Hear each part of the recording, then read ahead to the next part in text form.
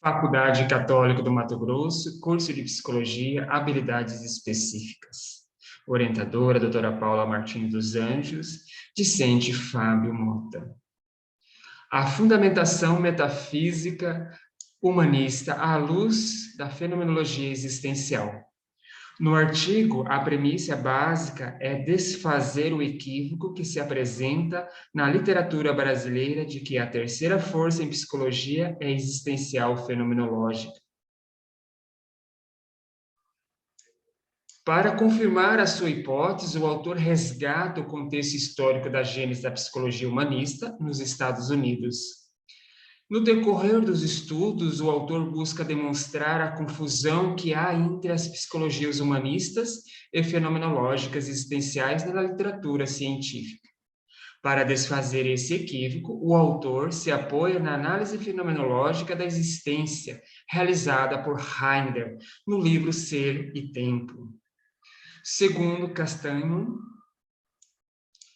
o movimento que desembocou no estabelecimento da psicologia humanista teve seu início no ambiente acadêmico norte-americano do pós-guerra, apresentando-se como uma terceira força capaz de fazer frente ao que julgava ser uma desumanização determinista da imagem do ser humano provida pelo behaviorismo e pela psicanálise.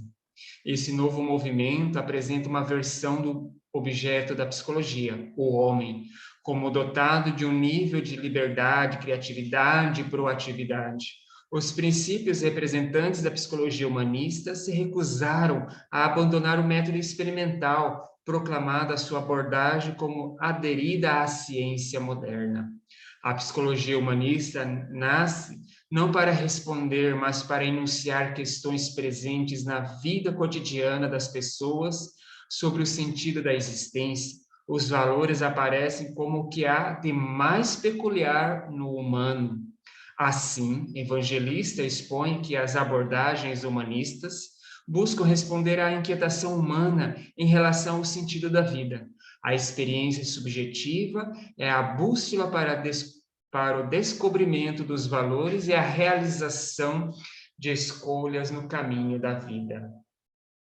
Porém, como é exposto também por Evangelista, será que as abordagens, por exemplo, centradas nas pessoas de Roger e outras abordagens humanistas, são abordagens fenomenológicas existencial? Ou seja, será que a concepção de ser humano adotado pela abordagem centrada na pessoa dialoga com a concepção fenomenológica da existência?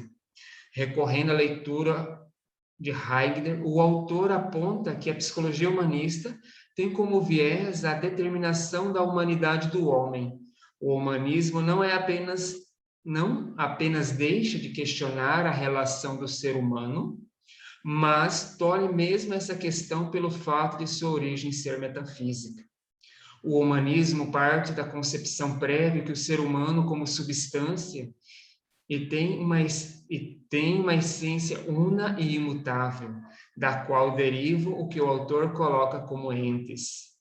Em contrapartida, o autor evangelista expõe que a ontologia exposta na obra Ser e Tempo, a existência aparece como um campo aberto, no qual o ser pode ser, ou seja, não existe essa determinação da essência do ser humano, como é proposto no humanismo. Enfim, a fenomenologia existencial, expressão realizada, cunhada no artigo do autor, tem o significado de não criar a priori julgamento ou recorrer a pressupostos que determinam a visão do sujeito. Portanto, a psicologia humanista nos Estados Unidos não pode ser considerada como fenomenológica existencial. Vamos trabalhar agora o segundo ponto do nosso trabalho, a alta em psicologia de orientação psicodinâmica. Os objetivos de tratamento nas psicoterapias psicodinâmicas são abrangentes. Diminuição dos sintomas, espera-se que o paciente desenvolva a maior consciência de suas dificuldades interpessoais, sociais, profissionais, intrapessoais, de personalidade, entre outros vários campos. Quando estamos falando de linha alta, não temos um consenso comum, já que existem vários modelos comuns. Na orientação analítica é usada a orientação do fundador da psicanálise, no caso, Freud. Em primeiro lugar, que o paciente não esteja mais sofrendo de seus sintomas e tenha superado suas ansiedades e inibições. Em segundo, que o analista julgue que foi tornado consciente tanto material reprimido, que foi explicado tanta coisa ininteligível, que foram vencidas tantas resistências internas que não há necessidade de temer uma repetição de processo patológico em apreço. A alta está ligada a duas questões importantes. A primeira está diretamente ligada à avaliação inicial do paciente, pois com base no conhecimento dos motivos da indicação que se pode avaliar se os resultados forem alcançados. A segunda, as autoras expõem que a alta se configura sendo uma decisão de ambos, terapeuta e paciente. Porém, em muitos casos, o terapeuta precisa dar início, já que em alguns casos, por questões inconscientes, o paciente se nega à possibilidade de uma futura separação. Alguns indicadores importantes durante o processo de alta, levando claro o contexto específico que o cliente se encontra. Remissão da sintomatologia. Em determinados modelos psicoterápicos, a sintomatologia é compreendida em um contexto que a realiza por entender que ela faz parte de um padrão de funcionamento que deve ser modificado. Assim, se valoriza a mudança de atitude perante os sintomas. Assim, esses se tornam menos centralizados na vida psíquica e que possam ser tolerados à medida que sejam atenuados. Modificação na qualidade das relações pessoais.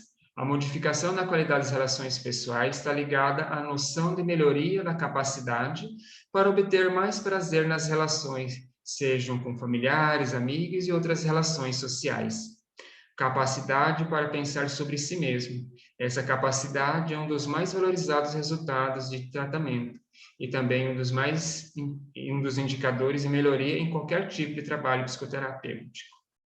É notório que os indicadores darão ao psicoterapeuta, e esses que foram abordados agora, e muitos outros, claro, indícios positivos das mudanças psíquicas do paciente. Porém, os mesmos são resultados finais de vários processos atravessadores ocorridos durante a clínica. Segundo as autoras, a alta implica uma separação e, como tal, pode reproduzir situações arcaicas de separação e luto. Para o paciente, pela perda do espaço dedicado à busca de melhorias, entre outras questões, e para o terapeuta, por se apresentar pelas preocupações materiais com o fim da terapia, as gratificações narcisistas, entre outras. Portanto, durante a clínica, o terapeuta irá, por meio da análise conduzindo o paciente a ter mais clareza, ou seja, irá aos poucos desvelando esse processo de fantasia, a ponto de o paciente possa ter seus próprios insights e ter mais segurança nesse novo ciclo da vida. Fica para nós a reflexão. A felicidade está em suas mãos. Muito obrigado.